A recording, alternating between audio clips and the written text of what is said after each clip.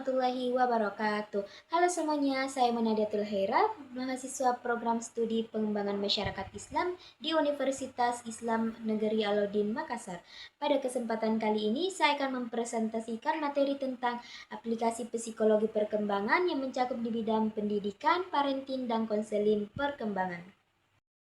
Pertama, dalam bidang pendidikan, psikologi perkembangan sangat penting karena membantu guru memahami tahapan perkembangan kognitif, emosional, dan sosial peserta didik. Dengan pemahaman ini, guru bisa menyesuaikan metode pembelajaran sesuai usia dan kemampuan siswa. Misalnya, menurut Jim Piaget, anak usia sekolah dasar berpikir secara konkret, sedangkan remaja sudah mulai berpikir secara abstrak. Selain itu, teori Lev-Vygotsky menekankan pentingnya interaksi sosial dan bimbingan orang dewasa atau yang disebut scaffolding dalam membantu anak belajar lebih efektif. Jadi, dengan memahami psikologi perkembangan, pendidik dapat menciptakan lingkungan belajar yang kondusif serta memperhatikan emosi dan motivasi siswa. Kedua, dalam parenting atau pengasuhan anak, psikologi perkembangan membantu orang tua memahami kebutuhan dan karakteristik anak di setiap tahap pertumbuhannya.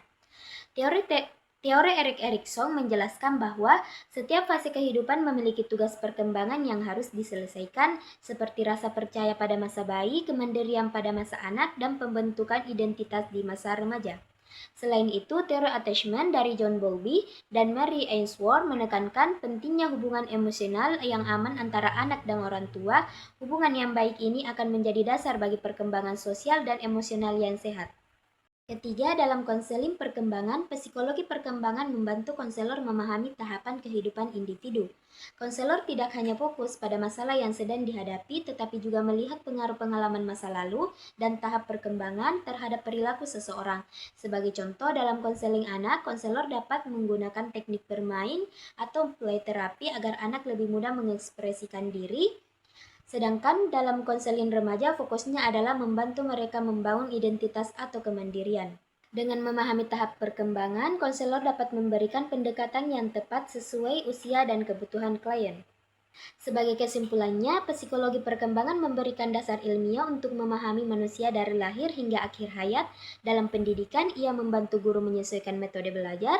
Dalam parenting, membantu orang tua menerapkan pola asuh yang tepat. Dan dalam konseling, menjadi pedoman untuk memahami kondisi psikologis individu. Dengan menerapkan psikologi perkembangan, kita dapat membentuk manusia yang sehat secara fisik, mental, sosial, dan spiritual. Terima kasih atas perhatian teman-teman sekalian. Wassalamualaikum warahmatullahi wabarakatuh.